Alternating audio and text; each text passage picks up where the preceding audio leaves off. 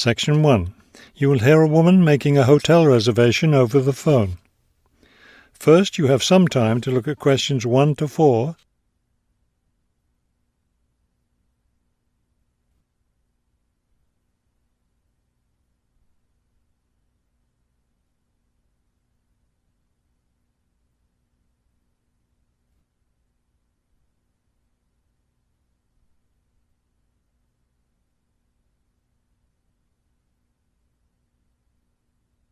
You will see that there is an example that has been done for you.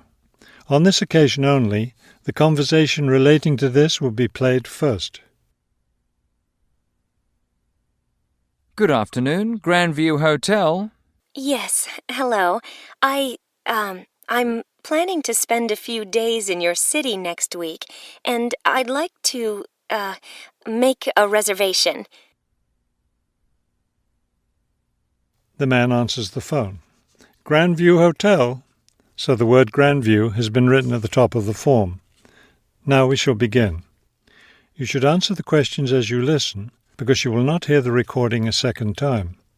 Listen carefully and answer questions 1 to 4. Good afternoon, Grandview Hotel. Yes, hello. I'm planning to spend a few days in your city next week, and I'd like to, make a reservation. Of course. When did you want to stay here? Next week, Wednesday night and Thursday night. So that's February 13th and 14th. Yes, that's right.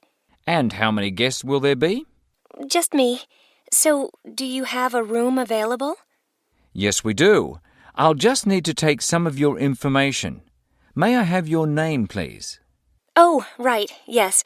It's Roxanne Wilson. Wilson. Thank you, Miss Wilson. And may I have your credit card number? It's 233-618-9872. 9872. Got it. All right, Miss Wilson. I have your reservation confirmed. Can I help you with anything else?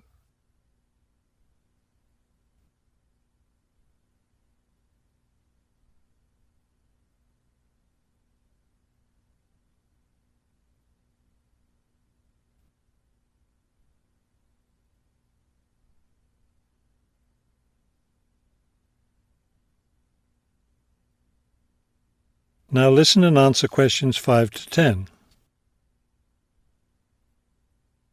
Well, yes, I was wondering, since I'll have a couple of free hours Friday morning before I leave, is there anything interesting to see close to the hotel?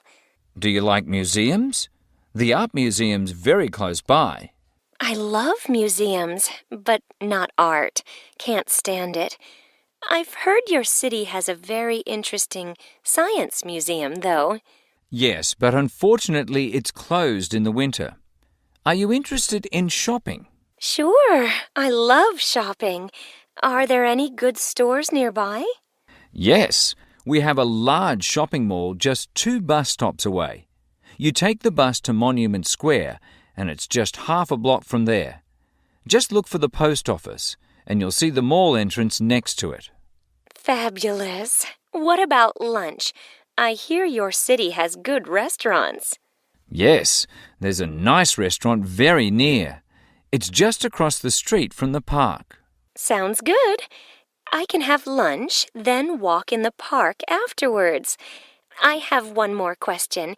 What's the best way to get to the hotel from the airport? Subway is the fastest, of course. There are buses, but they're quite slow.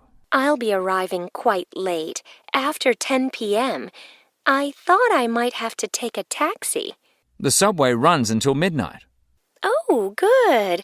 Then I'll do that. Will there be someone at the hotel front desk that late? Oh, yes. The front desk stays open until 2. That is the end of section 1. You now have half a minute to check your answers.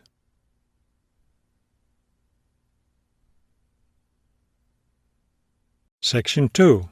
You will hear a tour leader giving information about a bus tour. First, you have some time to look at questions 11 to 15.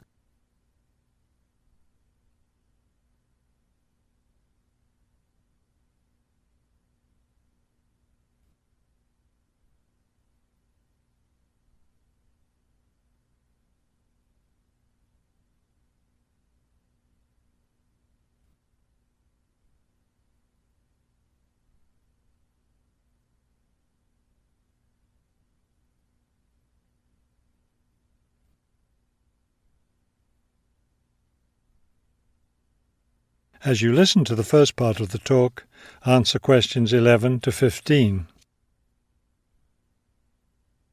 Thank you for choosing City Tours. The reason so many people choose our tours when visiting this city is because you can design your tour to suit your own interests. Your all-day pass entitles you to board our bus at any stop and stay as long as you like at each place. The all-day bus pass costs $18 for adults. Children between the ages of 5 and 12 pay half the adult fare, and children under 5 ride for free. Our buses run every hour on the half hour, starting at 8:30 a.m. Our most popular tour is the Centre City Tour, which goes to all the major attractions in the centre of the city. From the starting point here at the tour bus office, the bus goes to the first stop, Hill Park. As you may guess, this park is located at the top of a small hill. The next stop is the fishing docks. Following that, the bus goes on to the third stop, Bay Bridge, located at the foot of the bridge which crosses the bay. The fourth stop is in the shopping district. Then the fifth and last stop is at Green Street.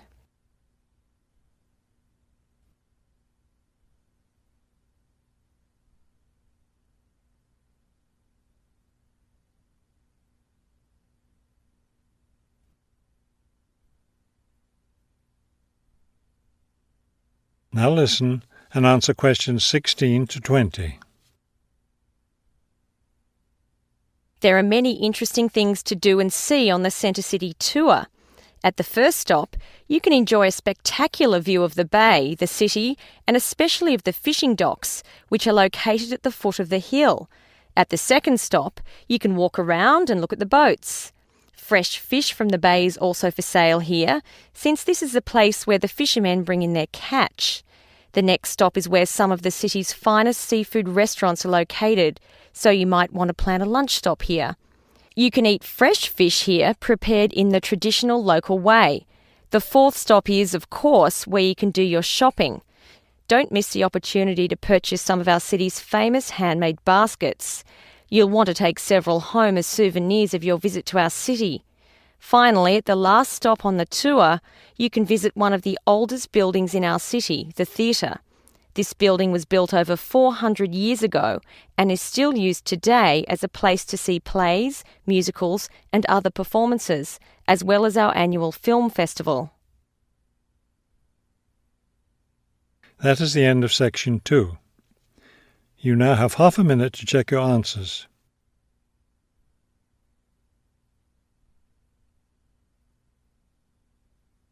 Section 3. You will hear a conversation between two students planning a research project. First, you have some time to look at questions 21 to 23.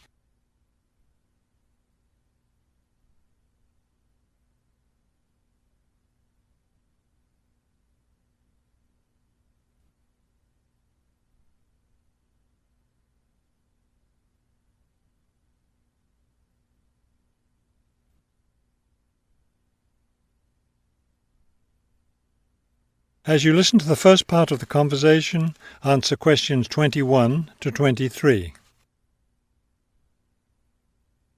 We'd better start planning our research project because we don't have much time left before it's due.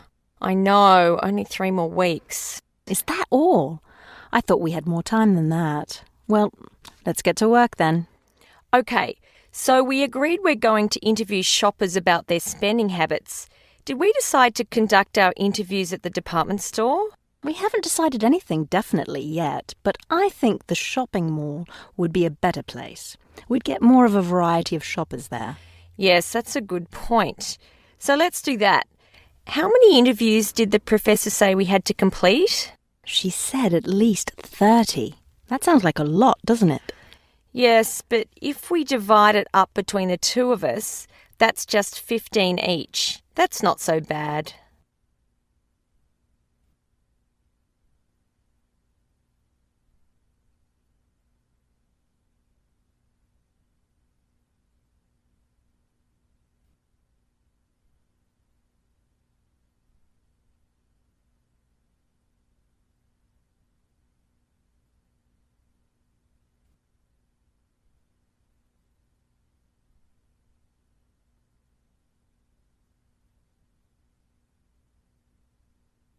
Now listen and answer questions 24 to 30. Okay, so I guess we'd better start designing our questionnaire. Well, we have to do some reading first, don't we?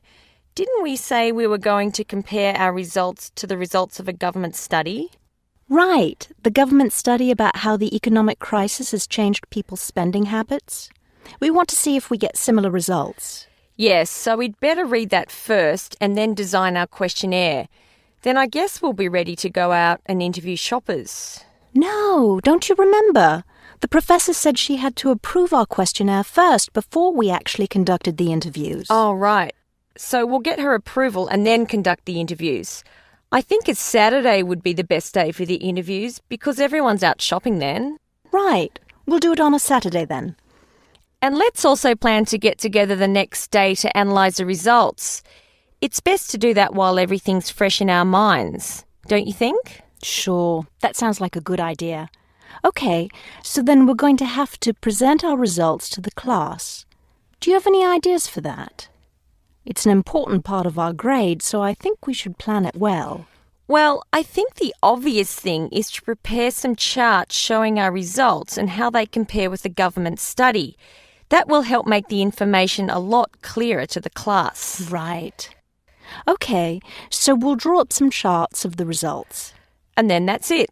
All that will be left to do is give the class presentation.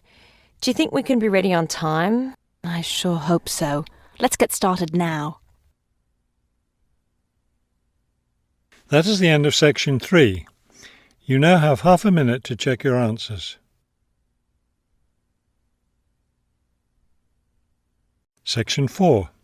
You will hear a professor give a lecture on Louisa May Alcott. First, you have some time to look at the questions 31 to 40.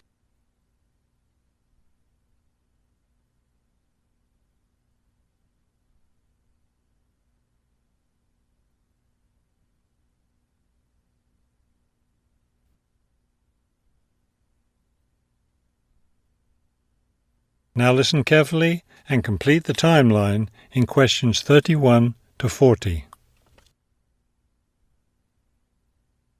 Good afternoon. Today I'd like to continue our discussion of the lives of prominent American writers by talking about Louisa May Alcott, one of the best-known 19th century writers. Alcott is known for her moralistic girls' novels, but she was a much more serious individual than those novels might lead one to believe. She was born in 1832, the daughter of Bronson Alcott, who was one of the founders of the Transcendentalist movement. Bronson Alcott was a philosopher, but not a provider, and the family lived close to poverty. From an early age, Louisa was determined to find a way to improve her family's economic situation. As a teenager, she worked to support her family by taking on a variety of low-paying jobs, including teacher, seamstress, and household servant. Alcott also started writing when she was young. She wrote her first novel when she was just 17 years old, although it wasn't published until many years after her death. It was called The Inheritance. In 1861, the Civil War broke out. Alcott worked as a volunteer, sewing uniforms and bandages for soldiers. The following year, she enlisted as an Army nurse. She spent the war years in Washington, nursing wounded soldiers at a military hospital. While working at the hospital, she wrote many letters to her family at home in Massachusetts. After the war, she turned the letters into a book, which was published under the title Hospital Sketches. She also wrote numerous romantic stories, which she sold to magazines. Around this same time, she was offered the opportunity to travel to Europe as the companion to an invalid. When she returned home from Europe in 1866, she found her family still in financial difficulty and in need of money, so she went back to writing. Her big break came in 1868, with the publication of her first novel for girls, Little Women. The novel achieved instant success, and the public wanted more. From then on, Alcott supported herself and her family by writing novels for girls. It wasn't the writing she had dreamed of doing, but it earned her a good income. Alcott took care of her family for the rest of her life.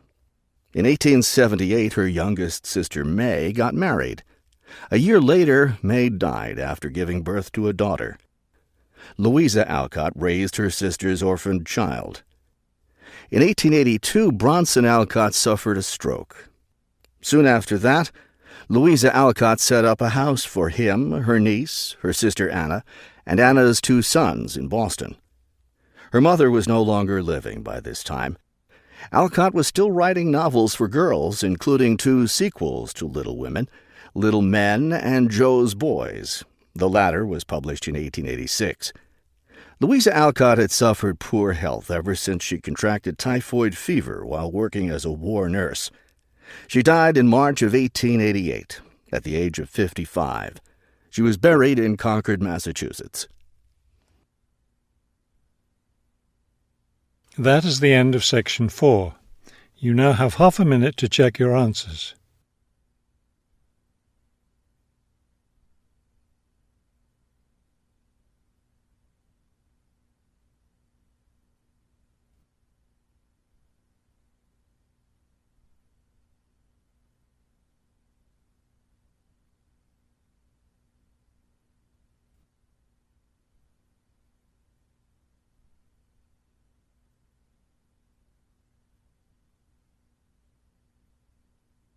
You will now have 10 minutes to transfer your answers to the